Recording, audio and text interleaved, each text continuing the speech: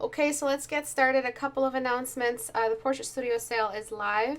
If anyone's interested in buying it, the sale will go on for another 13 days or 12 days at 50%, almost 50% off after the sale price goes up, after the original price goes up. And then we have a lot of challenges. So go to the community at Istebrak.com, click on the Google Plus icon. It'll take you here to our main community. This is the heart of the community here, where I get all the stuff to critique. Please read through the Welcome to this month's Design Challenge announcement. Ignore that. That's already happening. And read through the challenges. I will be uploading, since it's already October, the creepy creature brief for anyone who wants to join and design a creepy creature. I talk about this in my previous video if you want quick details on that, but I'll include all the details here once that brief is up on that community channel. Okay, so let's get started today. I have a couple pieces to look at. One of these is kind of lacking some expression. I really wanted to talk about expression today. So some things you could do that make him just look a little bit less pretty, a little bit less like a diva. It's not so much that his eyes are really big or he looks like a Ken doll with wearing a fake mustache.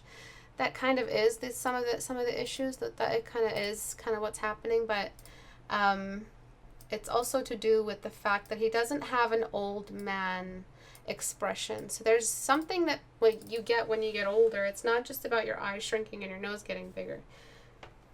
You look old and you feel old, and it shows in your face. Old people don't really have that lifted eyebrow arc that young people have. I don't know if you guys know what I'm saying. I need to choose one of these and critique it because I can't just do two. So I'm just going to do one of these. Filter, liquefy. So old people, they just tend to have this old person anger to them. They're not angry. They look tired. They look like they've lived in this gravity-stricken globe for a long time. Let's just take a look. Let's just observe some old people. Some of them are really happily beautiful. That's cute. Let's look at this guy. This guy seems to be the same age as this dude. And this guy's a little bit younger. Maybe he's 50. This guy's 60. Or going on to 70. So his nose is deviated. Okay, he's got these permanent lines. He's not laughing or anything. Look at the asymmetry in his mouth. That's because his teeth have moved in such a pattern where the mouth is reinforced asymmetrically.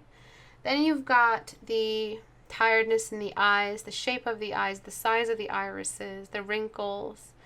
Sometimes old people also have like a permanent expression. Their eyebrows don't really move much. They kind of don't move at all anymore. This is a very, very old person, as well as this. But you just have to remember that, along with the nose getting bigger and the mouth thinning out. See, these eyes are great. It's not so much the pupil, as I said, but look at the eyebrows. They seem to be very, very low. Look how low this eyebrow has gotten. A level, because that's how much the skin has sagged. Level with the corners. And then your version, his eyebrows are just intact, like he had Botox or something. So it's not so much me making him look tired or making him look sad or making him look angry. It's just this is what old people's eyes do. This guy is old. He has some of those permanent wrinkles on his face. And then I'm going to deviate his septum just a little bit so it actually feels old. I'm not sure what's happening with his mouth, but I'm just thinning it out. So you've gotten all the places, you've kind of done everything you need to do to make an old face as a mask. So all the mask components of what makes a face old. But you don't really have him acting old. He doesn't act old. So I've kind of given him that asymmetrical lip. The eyebrow, I'm bringing down all the way. It's not him having like that desperate inner eyebrow going up in tears. It's just old. Also, I've never met an old person whose hairline hadn't receded even a little bit. Yeah, he may have some hair left, but his hairline should be receding if you really want him to look old. So this person commented on their camera, on their, sorry, I don't know where the hell that came from, on the Armour not being shiny enough, but I don't think that's what you should be worrying about. Okay. I'm also going to squint the eyes a little bit more. Okay, this guy's got like 3 purple glowing evil gashes on his eyes, and clearly some kind of evil magic that he's been fighting all his life. You know, won the battle that day. I don't think he'd be very happy about that. No matter who you are, you're gonna, even if you're proud of your scars, you're gonna have some kind of insecurity attached to them.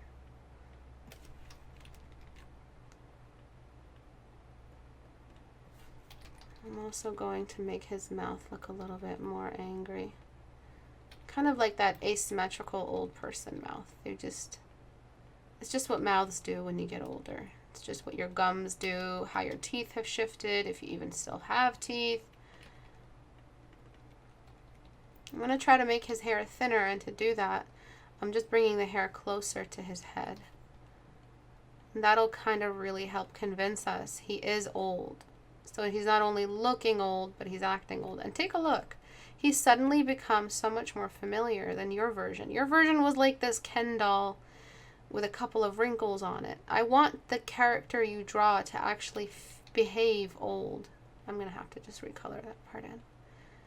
Okay, so the hairline having less volume, big Herbal Essences hair is not acceptable for an older character. Thin hair is hair that has less volume. Take it from me.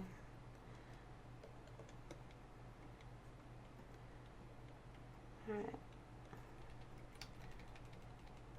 Alright. And a couple of like white hairs here and there is not enough. The wrinkles you chose, like these crow's feet, those were like 50, 60-year-old wrinkles. And I've never seen a person who's 50 and 60 with their hair fully black with only a couple of grays. I've never seen that before. I'm sure it's possible, but we're trying to work with tropes over here. This little strip of gray, maybe I'll give that to a 40-year-old. Now that I've seen. 40-year-olds with grays that are kind of just starting to sprout. That I have seen. Alright, and I'll show you the before and after. So sorry for my tired voice. I made a big mistake and went to the gym too early and just completely used up all the energy for the day. And I've been really stressed out and managing the sale. I've been answering questions and oops. And dealing with people harassing us. How dare you? I really miss after hours. Okay, so I'm just making his hair a bit thinner and also trying to manage that background. So this background that you got going on, I don't know why you did this, because there's so much detail on the armor, so much detail on the face, and you gave us this big fiery background you'd see in a photo studio when you get glamour shots. It's just cheesy. It's got nothing. It's not doing much, and if it's not going to do much, don't keep it. Anyway, let's take a look at the before and after. So this guy feels like, yeah, we do know him. Actually, I'll do the before and after a little later. I need to finish up. I'm going to give him that kind of bump in the upper cheek. So some people whose septum is deviated permanently keep their mouths in a certain angle because that moves their nostril. And because that opens up their nostril, they eventually learn how to do that permanently. And that's why some old people have like these really, really strong sniffles or these noses that are kind of just twitching around all the time. Their nose doesn't breathe properly anymore. And they're constantly shifting around their nose so they can smell better, breathe better. How do I know that? Because I got a surgery for that exact problem. I had a nose problem where my nose was kind of exactly like this from an injury a long time ago. Alright, so I'm sinking in his eyes, his cheeks there, and I'm going to go into his eyes and also cast a deeper shadow now that the eyebrows are lower. And he has this really, really great, like, concealer on his lower eye that's just made him so beautiful. I'm going to give him a bit of that dark shadow there to give him a little bit more regality and age and a handsome type of ugliness. Do you know what I mean?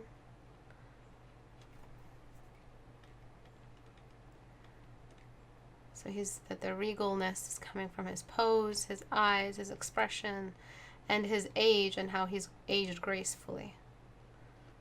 I'm also going to cast like a bit of a charred shadow around all these scars. These seem like magical scars. So the skin around them has pretty much been charred over the years.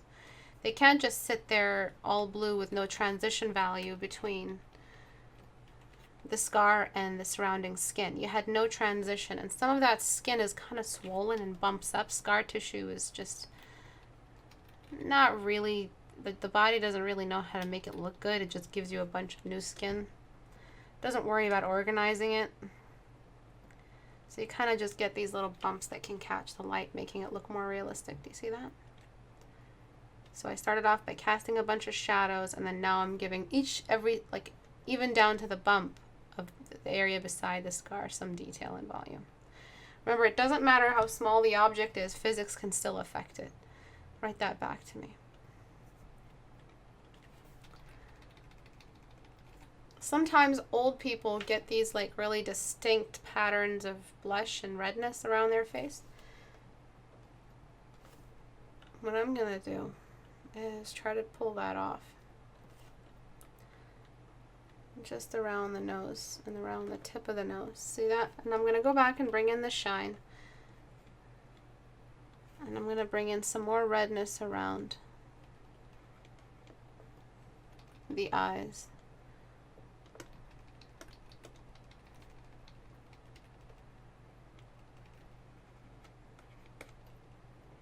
A little bit around the mouth.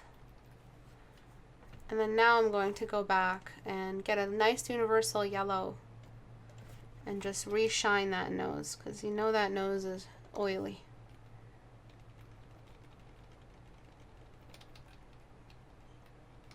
Just thinking about where my light source is. So be honest, how many of you here, when it's time to shade and bring in highlight, how many of you here actually ask the question, where is the light source? Do you guys just start applying color? Be honest with yourselves. This is about improvement. Do you guys just start adding light, like wherever you think it is per object? Or do you actually do it per light source direction? See this little shine on the lower eyelid? That's the oil of the lower eyelid. And then I'm just going to sneak in with some negative space values. Sneak in some wrinkles, just like that. See that?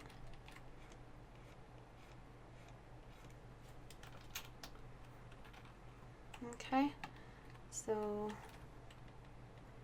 a couple more things and then we will be done. For male faces, there's always I don't believe in color zone tutorials for skin tones. Everyone's face is so different that there isn't one color zone you can give to a universal face. Your face is universally across genders and races. It's just, that's not how it works.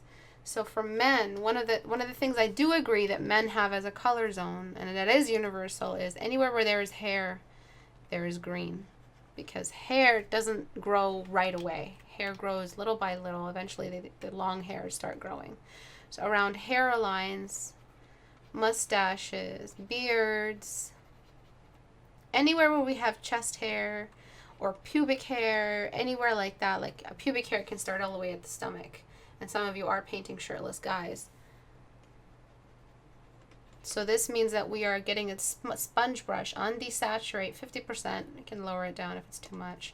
And just following around every single major hairline, because instead of the blood occupying that skin, there's tiny little hairs growing there that are occupying the skin, that are discoloring the skin. A shift away from red, and any shift away from red is green.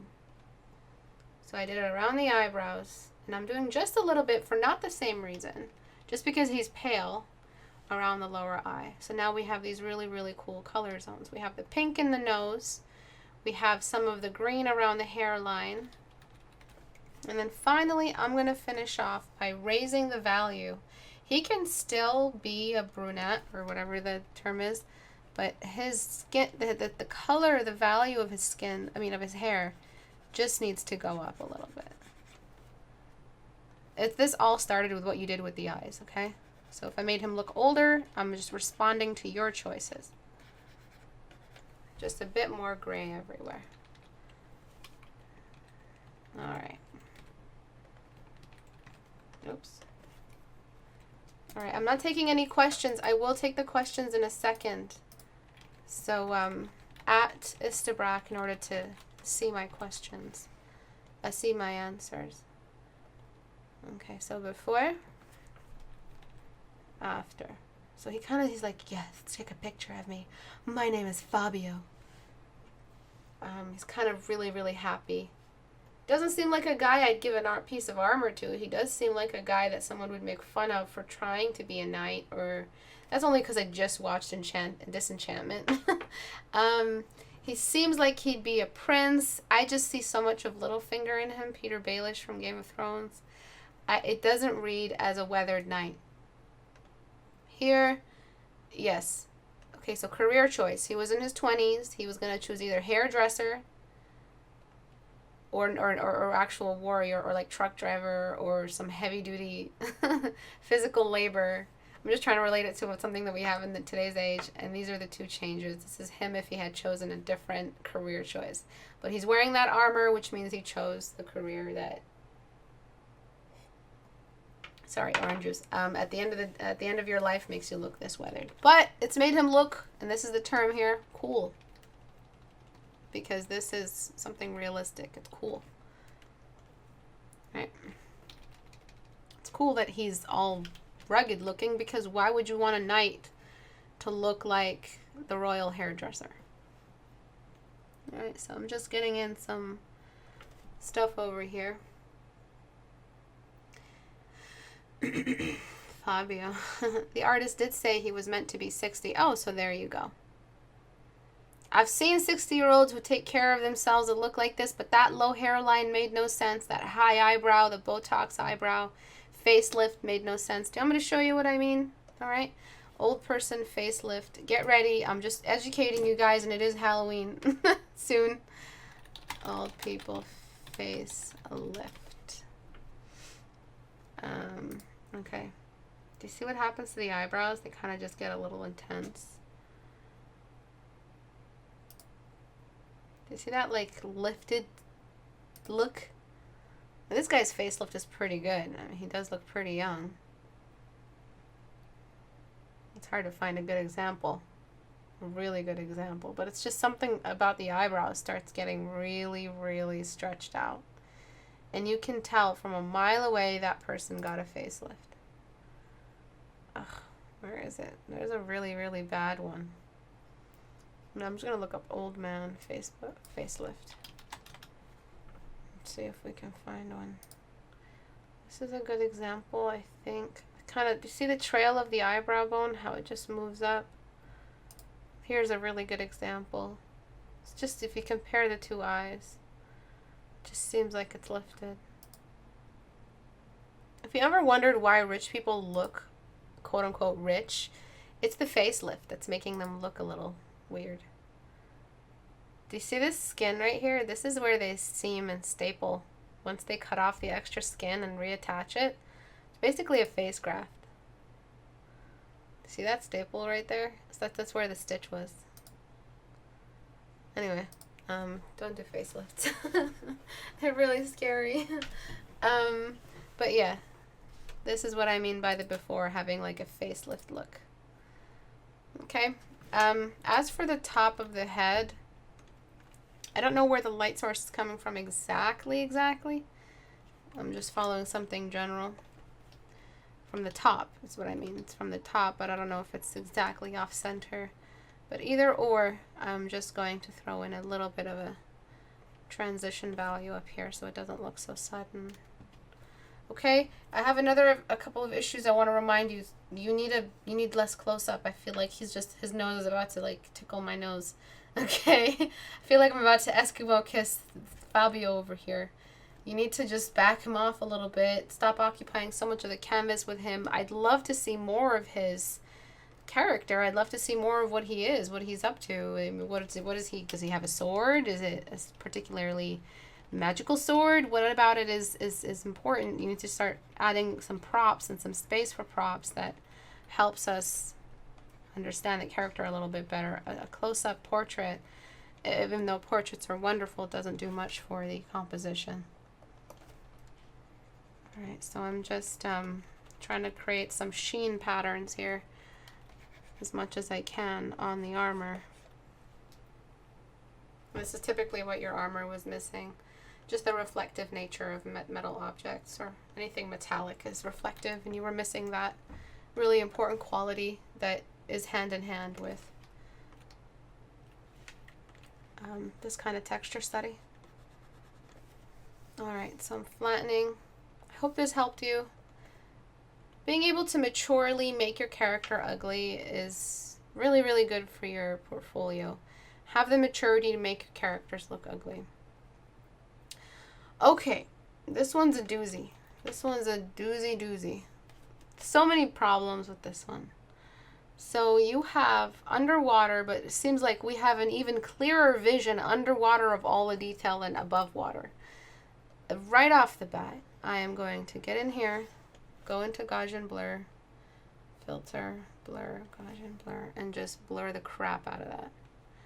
Next up, yep, I'm just going to straight up do that. We don't need any more detail. Next up, I'm going to enlarge the image and displace it.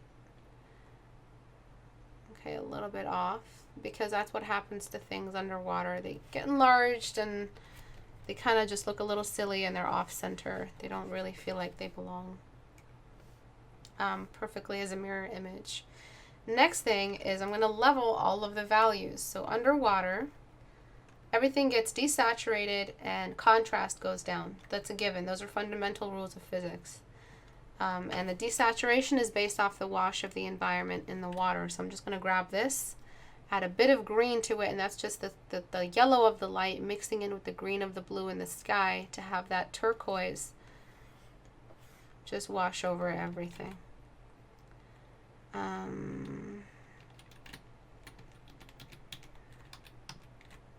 Okay, so I'm going to wash over this color first. And then I'm going to use lighten to just lighten everything first. Again, sorry. And then I'm going to grab color again. Next thing is that the water getting deeper means it's getting darker.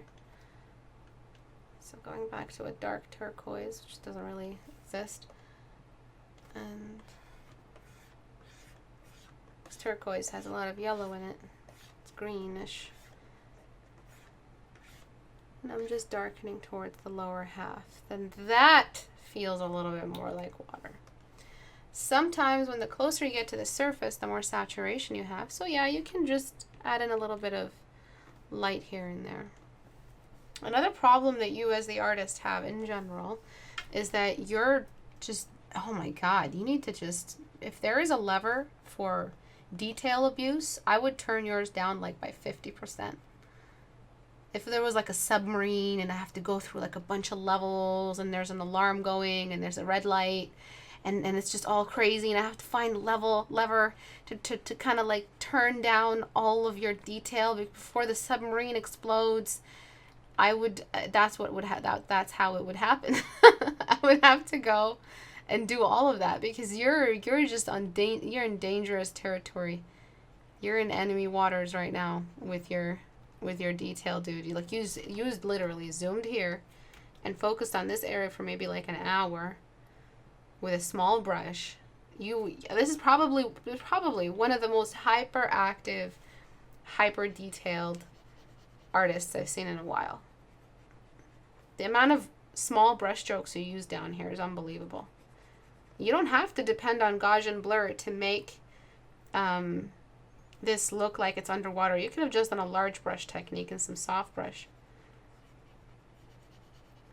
Okay, another problem, big problem, and just because I mention it now doesn't mean that it's not one of the biggest problems, is that you have a tile canvas. Can anyone explain why a tile canvas is a cardinal sin?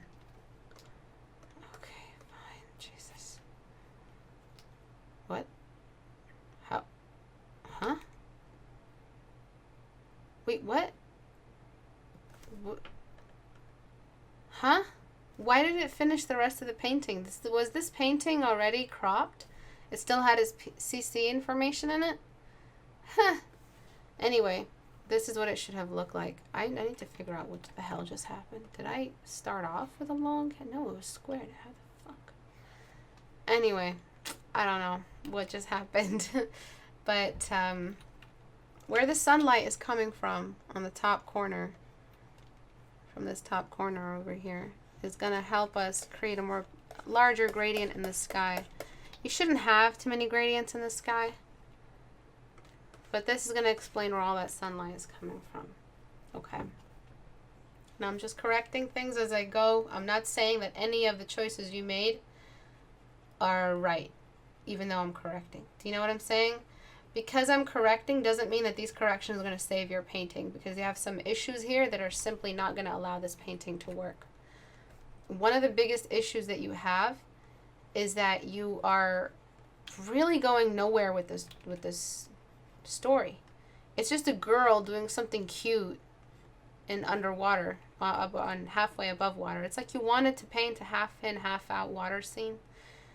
But what you did with the hands just shows you had no narrative direction. Because, well, maybe because you haven't done enough hands, you don't understand what a gesture like this is doing. When I'm drawing Frodo's hand after he's been consumed by Sauron's darkness, okay, what just happened?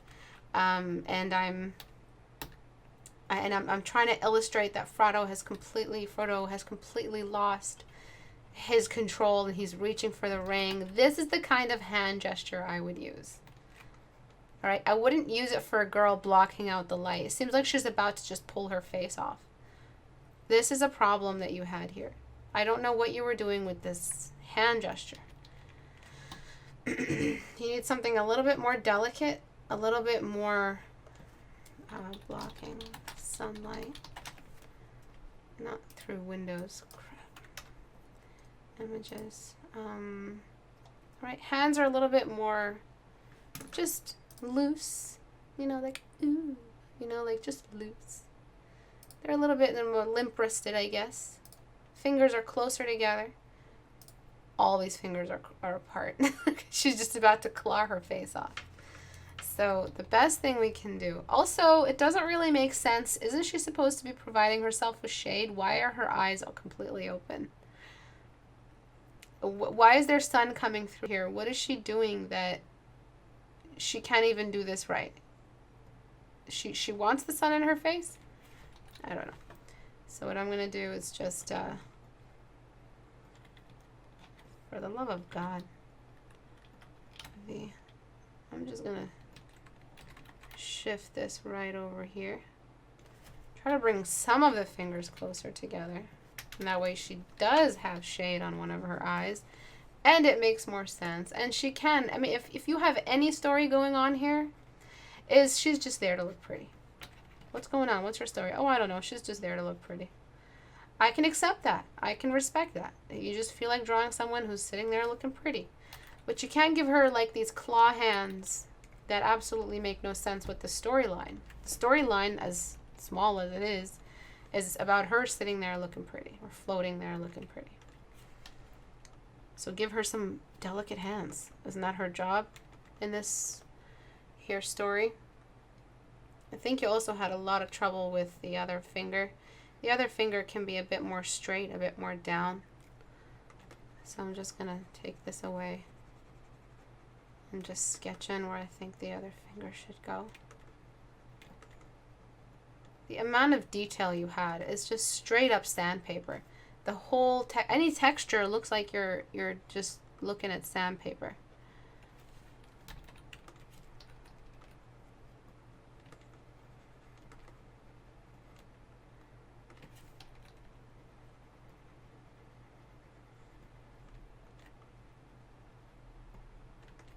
Alright, so I need to fix the sausage thing I just drew. Feels like she should be doing something like that, and that means the cat shadow would be somewhere more around here.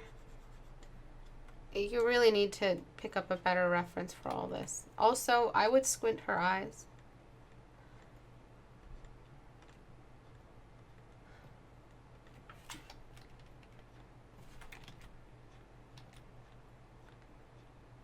Just like that.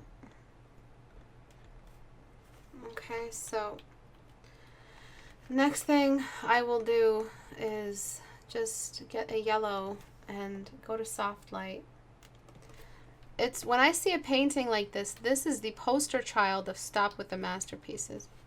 This is like the poster child for it, because you don't really have anything planned. You just thought it looks nice that a little dandelion looks great on water, and it's half in, half underwater, and I mean, the way you made the hair move around, yeah, that's great. This is the way you just made it look like it was floating in the zero gravity that is water.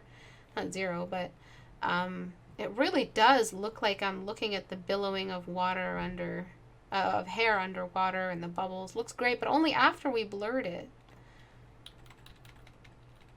So you did something here that didn't really allow the core of the design to come through in that area, which was you over detailed. Your over detailing hid the good thing you did do, which is the gesture movement, the gestural, the way you captured the hair underwater. You hid that. I don't know why you guys have such a big opinion of detail. Where did you see it? Who? Show me the artist. Point me to them. Who is this artist that made you think that more detail is better? Who? Who's out there like crazy detailing their work? Who does that? Where have you seen this before? That you in the artist's mind that you have that you're thinking with thought, well, this looks great here. Look at those little pores. Look at the little hairs here. If I did that times 100, that means my art will be 100 times better mathematically. That's not how it works. That's not how composition works. It's not that simple. Composition is about choosing an area that is the most important in the painting and giving that the 100% detail potential. Nothing else really gets that level of detail, because nothing else is as important to the story as that area we have decided is going to be the focal point. You had no focal point. Everything was a focal point. It's just so difficult to choose a place to start from. So, what do you do? Where do you start? First things first. You do a great side view, but you should be practicing that more. You have very, very little texture understanding, and that, if you had a little bit more texture studies, you'd know, hey man, hair is a little bit more clumps than it is single individual hairs. Maybe I shouldn't be trying the single pixel width brush technique everywhere. Maybe I shouldn't be trying to add render power to every component of this painting with a 1 pixel width brush. Maybe I shouldn't do that, because I've done hair studies before, and I learned that hair is more clumps than it is small hairs. So there's just so much to patch up now. Next up, just go in there with your gesture studies, with a little bit more planning, with a little bit more like blueprint, at least. If you have to do if you have to do an illustration, if you have to do a masterpiece, I don't want to call it a masterpiece, but if you have to do one, then at least do some thumbnails, practice like that. And that's why I'm encouraging all of you to join these community challenges, because if you are looking for experience, that's where you get it. Because these challenges are preparing you to think like a concept artist, to think like someone who's drafting. So much planning is involved in choosing the right gesture, the right environment, the right thumbnail, the right like organization of your canvas, the right canvas type, horizontal or vertical, either or, by the way. The right time of day, the right story. Actually think about the story that you're going for. Her neck just goes on and on. I think we would be able to see some of her chest by now. That would be collarbone here. Damn it.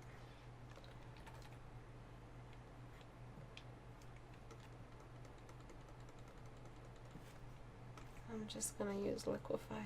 there's just so much involved in your mistake making today that you need a complete rehab. Like, you need complete detail rehab. These waves are actually pretty small, so from a distance, the earth is pretty, the silhouette of the waves actually turns down into a straight line. If it's a crazy storm, then you see waves that far away, that high. And if she's floating around in a storm, she's not going to be floating around for long. Or she'll be floating around for a while. Not that drowning is funny. Jesus Christ. Okay, the neck is really, really long. So, okay. And then her hand looks a little bit more gentle now. She seems like she's doing something with her index and her thumb now, which is kind of cute. Maybe she's holding another little thing just like that. The dandelion, I don't understand. I guess they're turning into birds. But now this has become the focal point. So instead of a vertical canvas, why didn't you have, you know, some water and her floating like that?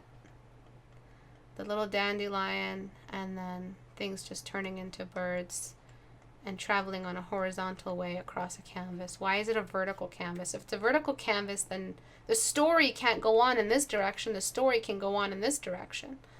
Up, not to the sides.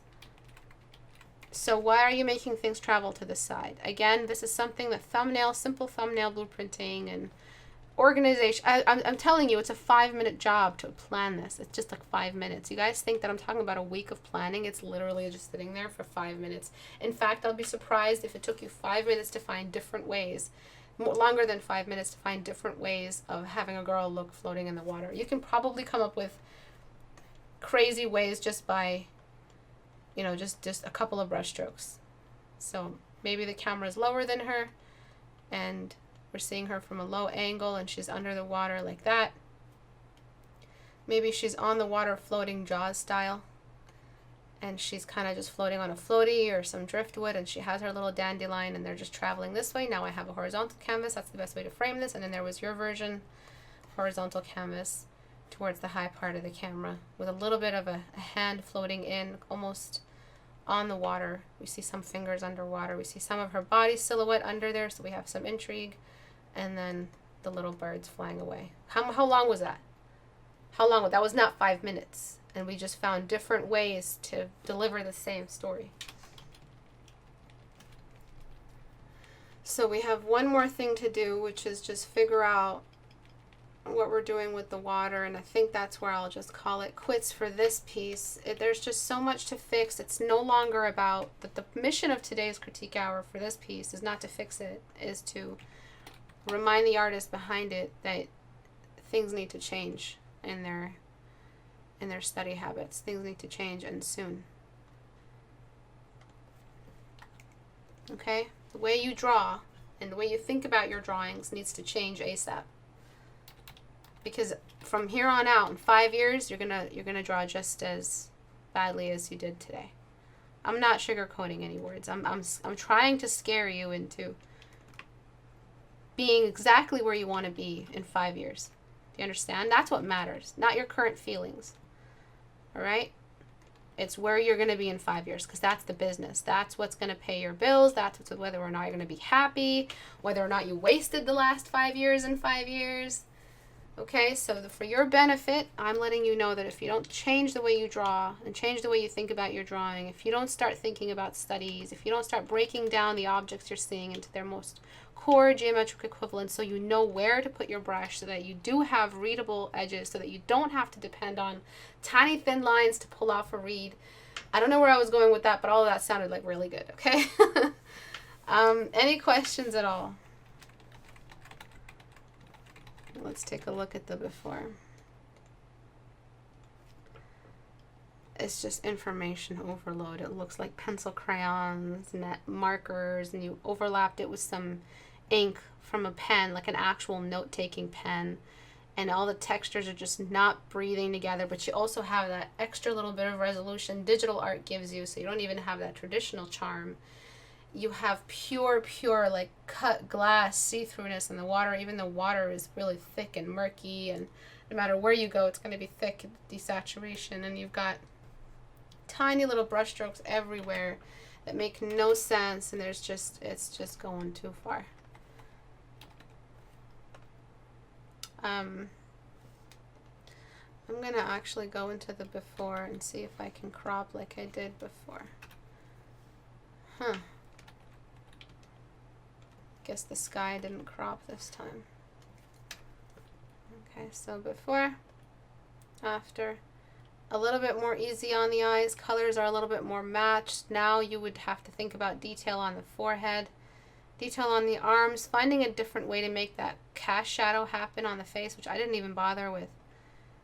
And then the organization of the canvas. All I did was balance the atmosphere of underwater and above water. That's all I can do. And a little bit of light from the side. Yeah, the nebula I saw the nebula, but again, really bad organization in the way you executed the drawing and the concept altogether, that you didn't even know where to put the thing that you had intended to use. So you have a horizontal or vertical canvas, and you have 1, 2, 3, 4 objects to include in it. 1, 2, 3, 4 objects are the things that you're planning for in your thumbnail. So you're going to say object 2 is here. Now and you can actually find a place and space, an appropriate amount of dedication, like space dedicated to the nebula. But the nebula was just there among bubbles. What was I supposed to do with that? Another really, really cool way to have organized this idea is if you had the water kind of like a little bit more like a, you know, like waves just traveling like that, and you had her floating this way, and you had this really, really pretty kind of like feminine gesture.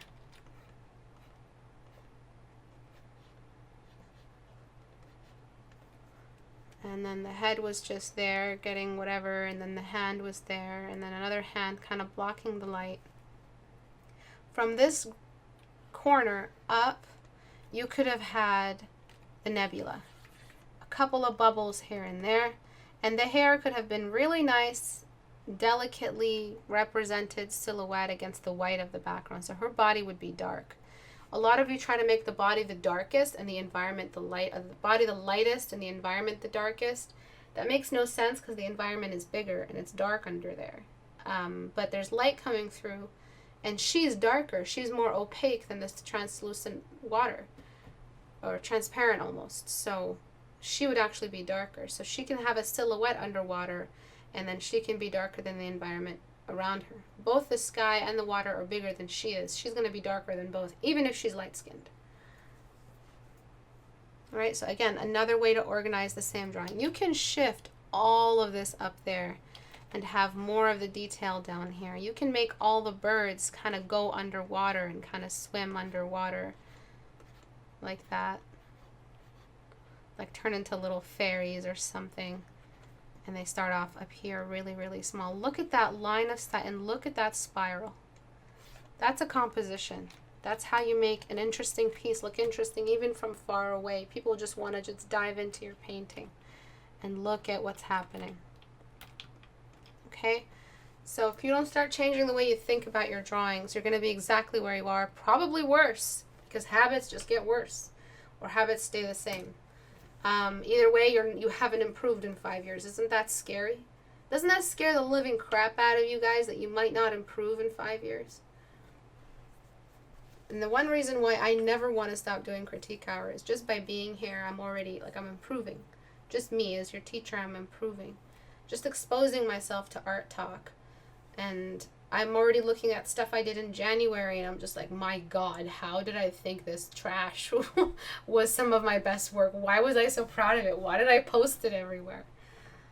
And I'm already improving because I was constantly talking about the fundamentals, staying on the dialogue. And the discourse community, which is us, our discourse community includes words like edge work and geometry. So even if you're not ready to digest all of that today, in a week's time of exposing yourself to this kind of conversation, you're going to get better. And you're just going to keep getting better. And think about that exponentially in a number of months, in a year.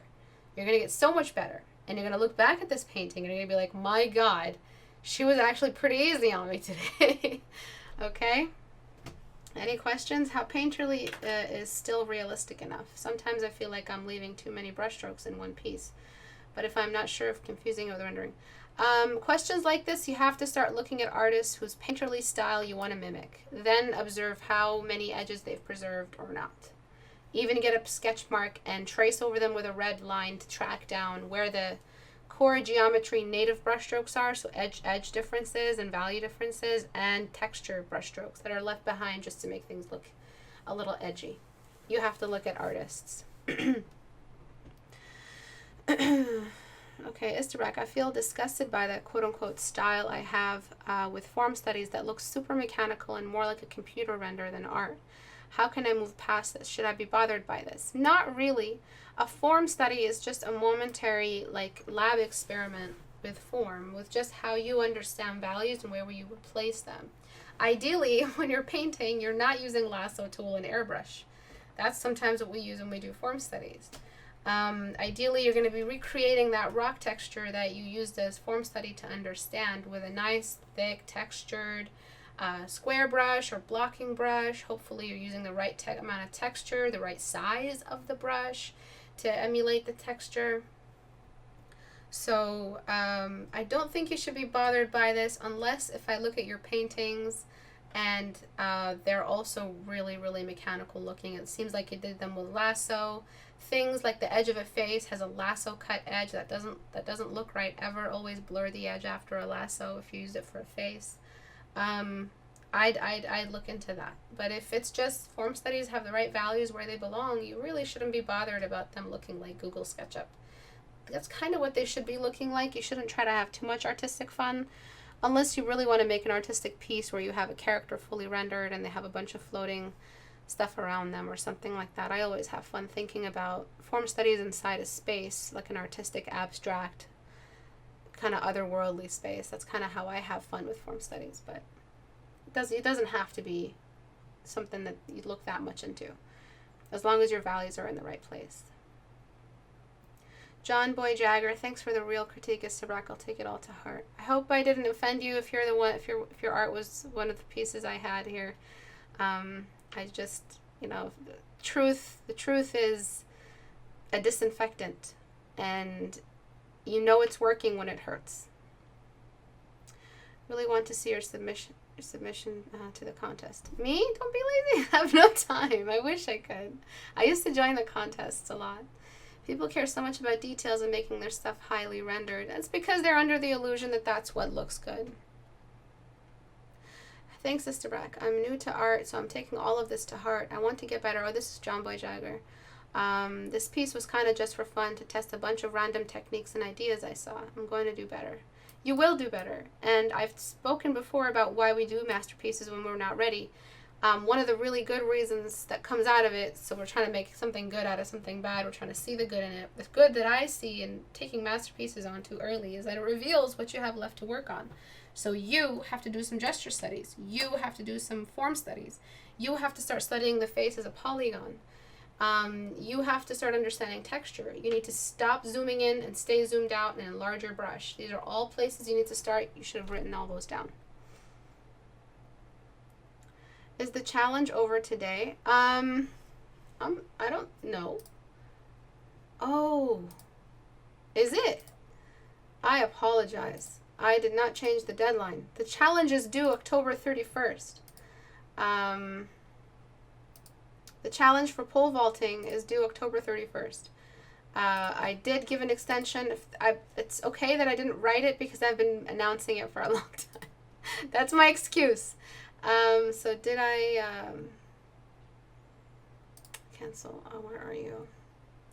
Let me find it and just correct it right now. I am on announcements. Where are you? Oh, there you are. Okay. Edit post. No, it's not due today. It was due. The challenge is due October 2nd. I'm so sorry. The challenge, I've been announcing this for a long time. The challenge is due October 25th. So yes, you guys have a lot of time left. Because what I did was I extended it because I wanted everyone to join, and I also, as I've been saying this for a very long time, it's my fault. I also said that it's going to be hand in hand with the creature, creepy creature design. They're both environment integration challenge, character and creature integrated into their environment. I'm so sorry that I didn't mention this before. I do masterpieces every 2 months, but concepts and stuff, is that okay by your standards? As long as you, in those 2-month breaks, you worked on the thing that you discovered you weren't good at in the last masterpiece that you did at the start of the 2 months. What's the difference between style and bad habit? That's a very big, like it's a thesis question. And I think you'll learn that answer as you watch more of my videos, because so many different ways people try to do style, and I just refer to it as habit because it just looks like something they've been doing for a long time instead of something they formulated. A style you formulate. You sit there and work it out. You design it.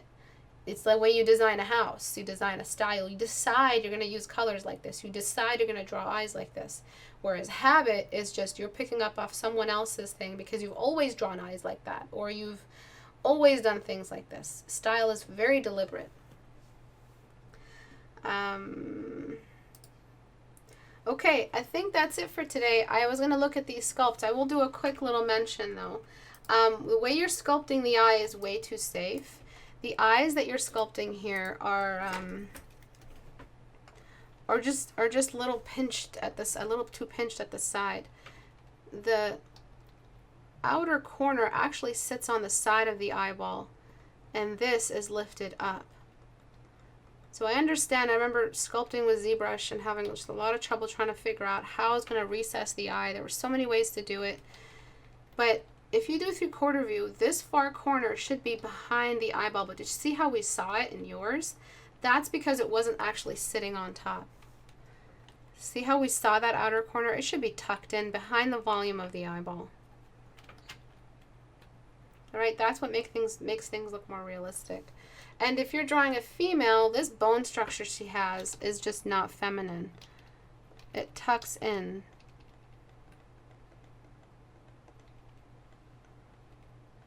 And becomes a little more rounded. High cheekbones look great. I think the Cupid's bow is a little strong, but people can have faces like this. The nose has almost no elevation to it. The nose should be out here. And you see how bulbous and low hanging those eyebrow bones were. They should be a little bit higher for a female. When you sculpt and you don't know how to draw, a bunch of crazy things happen. Because you don't understand the anatomy that you would have learned if you had drawn, you start repeating those anatomy problems, but as a sculpture. But because it's a sculpture that has real light on it, realistic light rendering, you get away with it. But trust me, you don't get away with it for a long time. So if you want to be a great sculptor and a great modeler and a great character design artist, you have to know how to draw well. To draw well is to take on a lot of fundamentals at once and to ask all the real scientific questions. You have to learn how to render. You have to learn how to, like, you have to know how to do all the stuff your 3D modeling program is doing for you, and then some. The anatomy, the character design, the expression, the age, the trope, and then the light on form and the edge work and the rendering and the smoothing and the texture knowledge and the composition and the framing. Artists are better than sculptors. And if you really want to get, because they know more, they have to know more in order to do what they do. And if you want to be a better sculptor, you have to start drawing. There's a reason why Michelangelo sculpted and why Da Vinci sculpted. And I know I'm using the age-old classic artist excuses, but there's a reason why they were good at both. They did one first and got really good at it and did the other. All right. I will let you guys go. Thank you everyone for joining today. Please don't forget about the Portrait Studio sale that's currently live. If you want to own Portrait Studio, I'll be posting more videos of me using it. I will try to host a 7 p.m. or 8:30 p.m. After hour stream tonight. So stand by on my channel. I will probably post a countdown if I am going to be hosting one. So within the next half hour, if there is going to be an after hour stream, you'll see it uploaded on my channel as an event. Or you'll just see me get on live, and then I'll keep the thing running until I'm ready to give you guys time to get the announcement. Because I can use a live stream now or the event feature, and it's just two completely different ways to live stream on YouTube. So the where to buy Portrait Studio is on the store. You can grab your copy from there. Thank you everyone who's bought it. Thank you for your support. For anyone who wants to support me on Patreon and I've extended the deadline for the character design challenge for my patrons. It will be due next week, the 9th at 3 p.m. Eastern. So you have a week. If you want to just join, you can. I might extend it even further into the month and assign a kind of 1 week assignment for the rest of the month, because this is a very, very big character design character design assignment. I think that's it. Thank you everyone for joining. I will see you guys on Thursday at 5 p.m. Eastern time. Bye everyone.